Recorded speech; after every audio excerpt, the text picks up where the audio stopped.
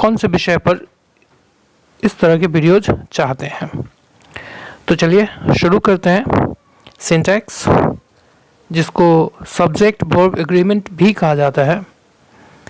Actually हम लोग को यहाँ इस चैप्टर में सब्जेक्ट, वाक्य के सब्जेक्ट और उसी वाक्य के वर्ब के बीच के संबंध को समझना होता है। वैसे सिंटैक्स के सिर्फ दो बेसिक रूल्स होते हैं, जो कि आपको दिख रहे होंगे। सबसे पहला बेसिक रूल है, a singular subject takes a singular verb. मतलब अगर वाक्य का सब्जेक्ट सिंगुलर है तो उसके साथ हमें सिंगुलर वर्ब का ही प्रयोग करना होता है। ठीक है।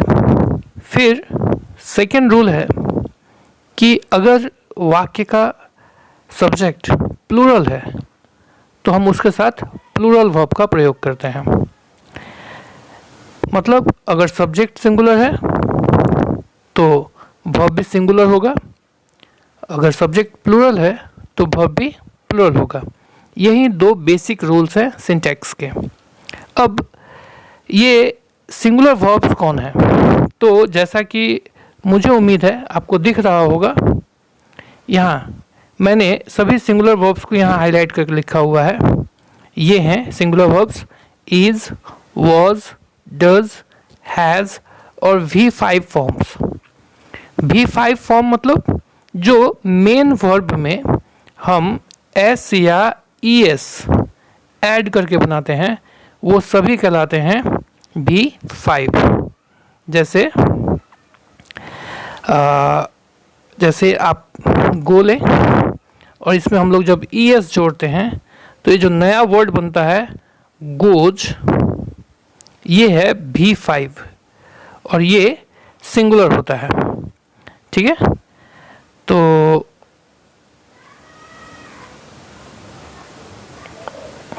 अब इसी सिंगुलर वर्ब को हमको समझना है कि सिर्फ ये 5 वर्ब हैं, इज, वॉज, डज, हैज़ और V5, जो सिंगुलर हैं। अब बात करते हैं प्लूरल वर्ब्स की। तो प्लूरल वर्ब के अंतर्गत आते हैं आर, वर, हैव, डू और V1। Are, were, have, do और V1, this 5 are plural verbs. One thing, एक चीज़ जो आपको हमेशा याद रखनी है कि वर्ब का जो मेन फॉर्म है, रूट फॉर्म यानी V1, ये हमेशा प्लूरल होता है, ये हमेशा प्लूरल होगा। ठीक है। तो वर्ब का मेन फॉर्म हमेशा प्लूरल, इसको याद रखेंगे। ठीक है। अच्छा, यहाँ पर ये जो बेसिक रूल है इसका एक एग्जांपल समझिए। जैसे हरी इज़ माय फ्रेंड, यहाँ आपको दिख रहा है हरी इज़ माय फ्रेंड। यहाँ सब्जेक्ट चूँकि हरी सिंगुलर है, इसलिए हम लोगों ने सिंगुलर वर्ब इज़ का प्रयोग किया है। In the next example, the boys are very happy, यहाँ पे द बॉयज़ सब्जेक्ट प्लूरल है और इसी के चलते हम लोगों ने प्लूरल वर्ब आर को यूज़ किया है। तो उम्मीद है कि आपको ये जो सिंटैक्स का बेसिक रूल है ये आपको समझ में आया होगा। ठीक है। तो हम लोग अब नेक्स्ट में चलते हैं।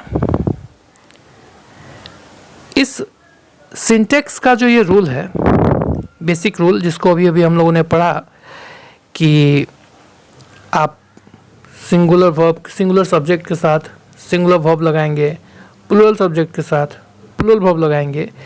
इस नियम के कुछ अपवाद हैं। There are some exceptions to the rule. सबसे पहला अपवाद है आई। आई फर्स्ट पर्सन का सिंगुलर प्रोनाउन है। ठीक है।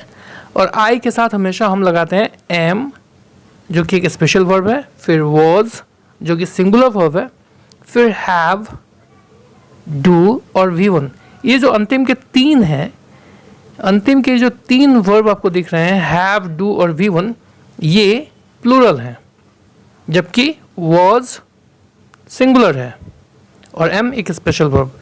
इसीलिए फर्स्ट पर्सन का सिंगुलर यानी आई जो है वो एक अपवाद है। इस पर ये बेसिक रूल्स अप्लाई नहीं होते। नाउ तो सेकंड आते हैं, सेकंड एक्सेप्शन है कि you, second person you always takes plural verb. आप यू के साथ हमेशा प्लूरल वर्ब का ही प्रयोग करेंगे, ठीक है। यू का मतलब तुम भी होता है और यू का मतलब तुम लोग भी होता है, ठीक है। तो अगर यू तुम एक को अगर संबोधित कर रहा है तब भी प्लूरल वर्ब, अगर यू तुम लोग बहुवचन को संबोधित करता है तब भी प्लूरल वर्ब का प्रयोग करेंगे। फिर आता है एक ऑप्टेटिव सेंटेंस। ऑप्टेटिव सेंटेंस का मतलब होता है इच्छा सूचक वाक्य, ठीक है। इच्छा सूचक वाक्यों में ये ऐसे वाक्य होते हैं जिनमें हम अपनी आशाएं या फिर कामना, अपने आशीर्वाद, प्रार्थना या बद्दुआ, ये 4 तरह के वाक्य हम लोग ऑप्टेटिव सेंटेंस में रखते हैं। तो ऐसे वाक्यों में सब्जेक्ट के साथ हमेशा भी1 का प्रयोग करना है। सब्जेक्ट के साथ हमेशा भी1, जैसे गॉड ब्लेस यू,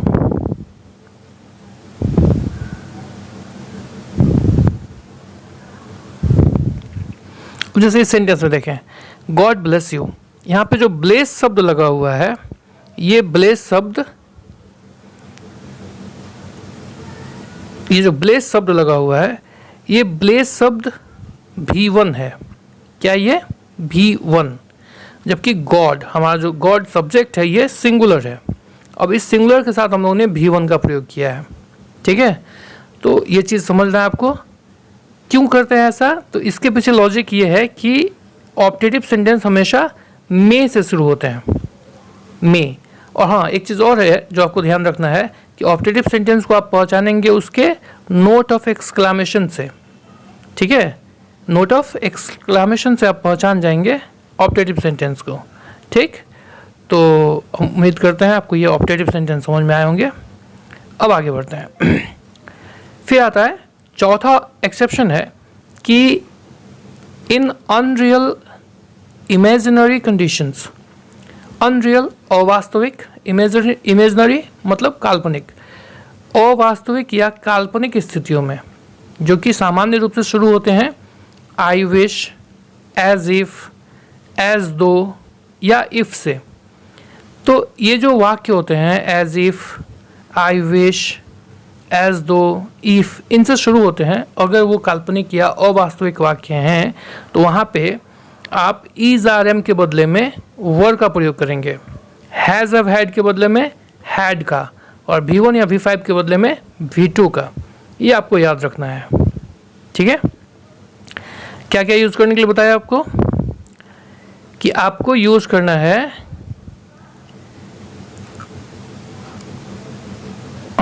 आप यूज़ करेंगे वर के बदले में, सॉरी इज आर एम के बदले में वर, हैज़ या हैव हैड के बदले में हैड, या V1 या V5 के बदले में V2, ठीक है।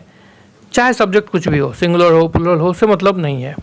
याद रखना है एज इफ, एज दो, आई विश, ये सब शब्द होने चाहिए, ठीक है।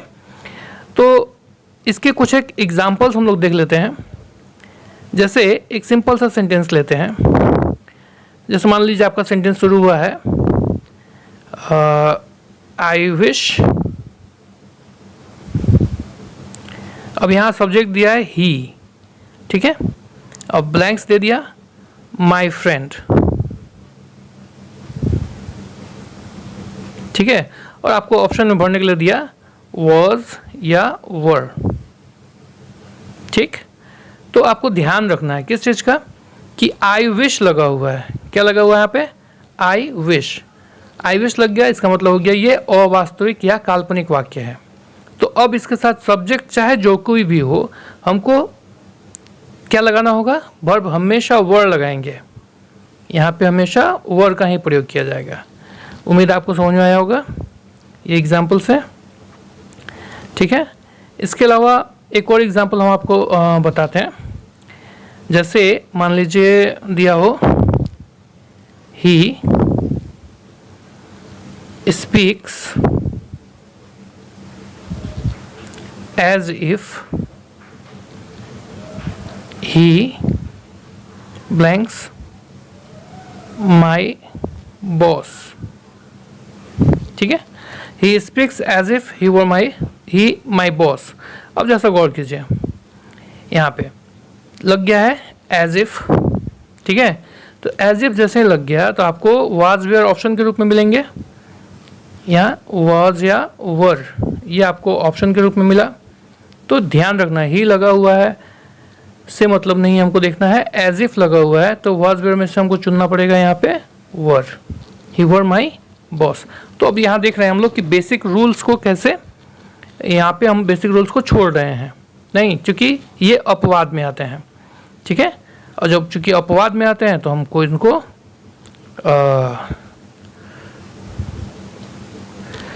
तो अपवाद में आते हैं तो हमें अपवादों को ध्यान से समझना होगा। चलिए फिर आगे बढ़ते हैं।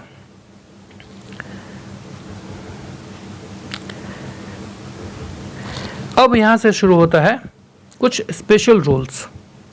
ये स्पेशल रूल्स क्यों कहते हैं इन्हें, इनको समझना होगा। यहाँ क्या होता है कि हमको यहाँ कुछ खास नियमों को ध्यान में रखना होता है, हमें यहाँ वाक्य के सब्जेक्ट को पहचानना होता है। तो यहाँ पर सबसे पहला रूल जो है वो एंड के यूज से है। किसके यूज से है? एंड। तो ये फर्स्ट रूल जो हम लोग का एंड से है वो बताता है कि अगर दो सब्जेक्ट, ठीक है, अगर दो सब्जेक्ट एंड से जुड़े हों, ठीक है, दोनों एंड से जुड़े हुए हैं तो वर्ब हमेशा प्लूरल होता है। यानी जैसे यहाँ फर्स्ट एग्जांपल दिया, हरी एंड मोहन आर फ्रेंड्स। हम आर क्यों लगा रहे हैं? क्योंकि यहाँ पे हरी और मोहन ये दो लोग एंड से जुड़े हुए हैं, यानी एक और एक मिलके दो होते हैं, इसलिए हम लोग आर का प्रयोग करते हैं। ठीक वैसे ही देखें, ही एंड आई, यहाँ पे दो प्रोनाउन है, एक ही और एक आई, और ये दोनों जुड़े हुए हैं एंड से, फिर दो हो गए तो इसके साथ हम लोग प्लूरल वर्ब यानी कि आर का प्रयोग किए। तो याद रखेंगे, एंड से जुड़े हुए दो सब्जेक्ट, चाहे वो नाउन्स के रूप में हो या प्रोनाउंस के रूप में हो, अगर एंड से जुड़े हुए हैं तो आपको उनके साथ प्लूरल वर्ब का प्रयोग करना है। चलिए तो हम लोग अगले में चलते हैं। अब यहाँ समझते हैं, यहाँ अभी जो आपने नियम पढ़ा स्पेशल रूल नंबर 1 में, स्पेशल रूल नंबर 2 उसी का जस्ट अपोजिट है, एक तरह से समझे। कहता है यहाँ पे कि एंड से जुड़े हुए दो नाउन हैं और दोनों से वन आइडिया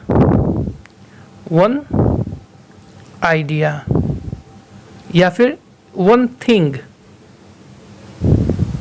ठीक है, एक चीज, एक विचार, एक वस्तु का बोध होता है, एक भाव का बोध होता है, ठीक है। एंड से जुड़े हुए हैं लेकिन बोध कराते हैं किसी एक चीज का या एक भाव का या एक विचार का, ठीक है।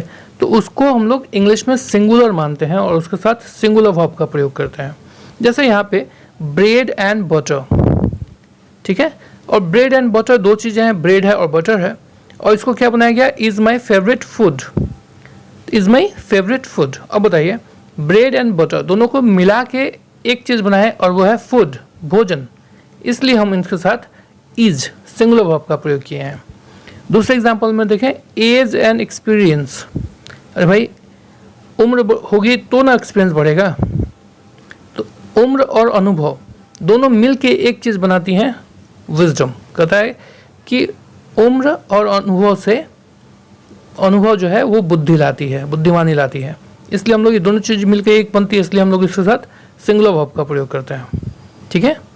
अच्छा, अब हम लोग इस नियम को समझ गए कि एंड से जुड़े हुए दो नाउन से यदि एक ही विचार या एक ही भाव का बोध होगा तो उसके साथ सिंगुलर वर्ब का प्रयोग करेंगे। बढ़ते हैं अगले नियम की ओर, स्पेशल रूल नंबर 3, और यहाँ पे आता है कि फिर वही है कि दो नाउन एंड से जुड़े हैं, दो नाउन एंड से जुड़े हुए हैं, और उनमें से अगर सिर्फ किसी एक के पहले कोई भी डिटरमाइनर लगा हो, कोई भी डिटरमाइनर एक के पहले लगा हो, तो उसको हम लोग सिंगुलर मानते हैं। जैसा कि एग्जाम्पल नंबर 1 में देखिए, my friend and guide is coming. यहाँ देखिए, माई फ्रेंड एंड गाइड, यहाँ पे माई जो है एक डिटरमाइनर है, सिर्फ एक ही डिटरमाइनर यूज हुआ है इस सेंटेंस में, इसलिए हम लोगों ने सिंगुलर वर्ब इज का प्रयोग किया है। ठीक वैसे ही दूसरे एग्जाम्पल में देखें, यहाँ पर my teacher and my guide, यहाँ दो जगह डिटरमाइनर लग गया, ठीक है। और चूंकि ये दो जगह डिटरमाइनर लगा इसलिए हम लोग प्लूरल वर्ब यानी आर का प्रयोग किए हैं, ठीक है। याद रखेंगे कि अगर दो नाउन एंड से जुड़े हुए हैं और किसी एक के पहले डिटरमाइनर है तो उसको सिंगुलर मानेंगे, उसके साथ सिंगुलर वर्ब का प्रयोग करेंगे, और यदि दोनों के साथ डिटरमाइनर है तो उसे प्लूरल मानेंगे और प्लूरल वर्ब का प्रयोग करेंगे। तो आपको याद रखना चाहिए कि वो कौन कौन से डिटरमाइनर्स होते हैं। तो डिटरमाइनर्स हैं हमारे आर्टिकल्स ए एंड द, और possessive adjectives my, our, your, his, her, its और देयर। बस आपको इतना दिमाग में रखना है कि ये अगर अकेले हैं, एक आया है किसी एक नाउन के साथ तो आपको सिंगुलर लगाना है, और अगर ये एंड से जुड़े हुए हैं और दोनों नाउन के साथ आए हुए हैं तो उनके साथ प्लूरल का प्रयोग करना है। चलिए, तो इसी के साथ हमारा स्पेशल रूल नंबर 3 कंप्लीट होता है। बढ़ते हैं special number 4, special rule number 4 में। अब स्पेशल रूल नंबर 4 में हम देखते हैं कि अगर दो नाउन ऑफ या इन से जुड़े हों, ऑफ या इन से, तो वर्ब का प्रयोग हमेशा पहले वाले नाउन के अनुसार होता है, ठीक है। तो बात क्या करते हैं कि दो नाउन जुड़े हुए हैं ऑफ या इन से, ठीक है, दोनों नाउन ऑफ या इन से जुड़े हुए हैं तो वर्ब का प्रयोग हमेशा पहले वाले के अनुसार करेंगे, जो फर्स्ट नाउन होगा उसके अनुसार करेंगे, ठीक है। तो जैसे कि यहाँ पे पहला सेंटेंस देखिए आप, the water of this rivers, the water of this rivers. गौर से देखें, यहाँ पे दिस रिवर्स एक नाउन हो गया, वाटर एक नाउन हो गया, जोड़ा किससे है, ऑफ से। तो हमको वर्ब किसके अनुसार लगाना है, वाटर के अनुसार, इसीलिए यहाँ पे इज का प्रयोग किया गया। दूसरे सेंटेंस में देखें, the sons of Radha are wise. यहाँ पे देखें, सन्स एक नाउन, राधा एक नाउन, जुड़ा हुआ है ऑफ से, तो हम लोग वर्ब लगा रहे हैं सन्स के हिसाब से आर, ठीक है। फिर तीसरा एग्जाम्पल देखें, the gold in the boxes. यहाँ देखें, गोल्ड नाउन, बॉक्सेस नाउन, जुड़ा किससे है, इन से, तो हम लोग पहले वाले के अनुसार लगाएंगे, यानी गोल्ड के अनुसार इज, ठीक है। तो दो नाउन जब भी किसी प्रीपोजिशन ऑफ या इन से जुड़े हुए होंगे तो वर्ब का प्रयोग हमेशा पहले वाले के अनुसार लगाना है। आइए बढ़ते हैं रूल नंबर 5 की ओर। अब यहाँ पे एक चीज़ गौर से समझना है कि अगर कोई इंडेफिनिट नंबर या क्वांटिटी, इंडेफिनिट नंबर या क्वांटिटी, इंडेफिनिट का मतलब होता है अनिश्चित, नंबर का मतलब संख्या और क्वांटिटी का मतलब मात्रा। एक अनिश्चित संख्या या मात्रा सूचक शब्द अगर नाउन के पहले आया हुआ है, सब्जेक्ट के पहले आया हुआ है, तो वर्ब का प्रयोग अंतिम नाउन या प्रोनाउन के अनुसार होगा, जो लास्ट में आया हुआ सब्जेक्ट होगा उस सब्जेक्ट के अनुसार होगा। आप इंडेफिनिट नंबर या क्वांटिटी वाले जो शब्द होते हैं जिससे मात्रा या संख्या का बोध होता है, अनिश्चित संख्या या मात्रा का, उसके अनुसार वर्ब का प्रयोग नहीं करेंगे, ठीक है। जैसे एग्जाम्पल में वहाँ दिया हुआ है कि अ लॉट ऑफ स्टूडेंट्स, अब यहाँ देखें, अ लॉट ऑफ मतलब बहुत, बहुत एक अनिश्चित संख्या या मात्रा है, तो इसके बाद जो शब्द आया है यानी स्टूडेंट्स, हम स्टूडेंट्स के हिसाब से यहाँ पे वर्ब हैव का प्रयोग करेंगे, ठीक है। फिर वहीं दूसरे एग्जाम्पल में देखें, अ लॉट ऑफ टाइम। अब टाइम चूंकि एक अनकाउंटेबल नाउन है इसलिए इसके साथ हम लोग सिंगुलर वर्ब यानी हैज़ का प्रयोग करेंगे। आपको ये इंडेफिनिट नंबर और क्वांटिटी जो शब्द हैं इनको याद रखना चाहिए। ये हैं lot of, lots of, plenty of, heaps of, ये जो यहाँ तक हैं, lot of, lots of, plenty of, heaps of, इन सब का मतलब होता है बहुत, ठीक है।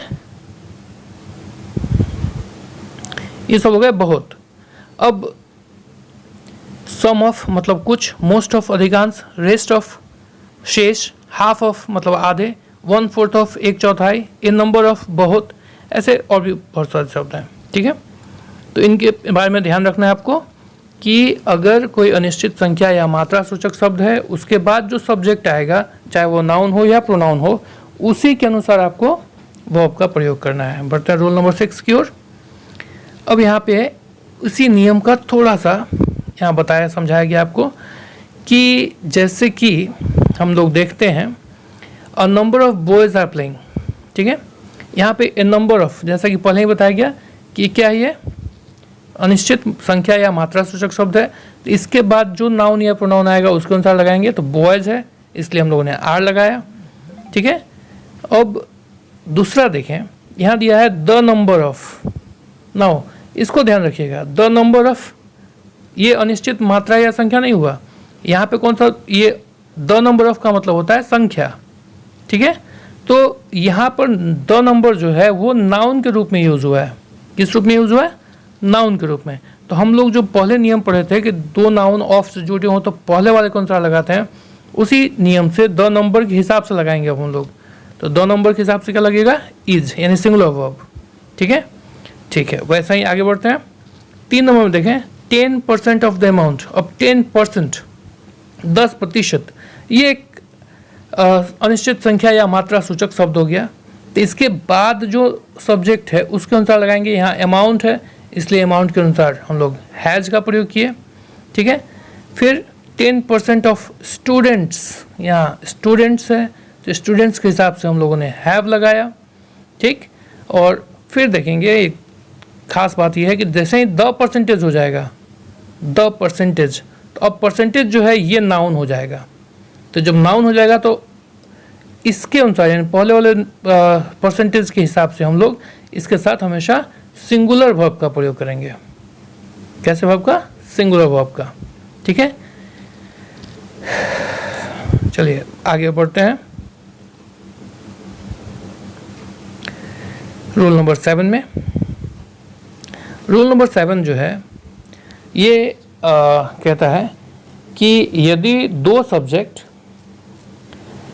और नॉर, आइदर और, नाइदर नॉर से जुड़े हों, ठीक है, और नॉर, आइदर और, नाइदर नॉर से जुड़े हों, तो आप वर्ब का प्रयोग जो नज़दीक होगा वर्ब से जो नज़दीक होगा उसके अनुसार करेंगे।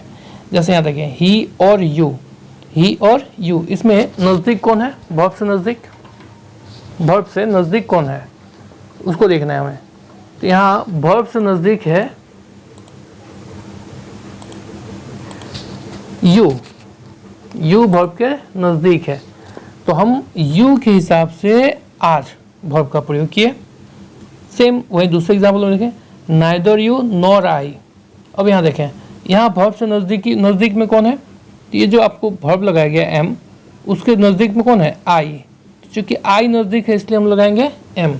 याद रखेंगे और, नॉर, आइदर और, नाइदर नॉर, ये जो 4 हैं ये जब भी वाक्य में आएंगे तो वर्ब के जगह से जो सब्जेक्ट नज़दीक होगा उसी सब्जेक्ट के अनुसार आपको वर्ब का प्रयोग करना है, ठीक है। बढ़ते हैं आगे।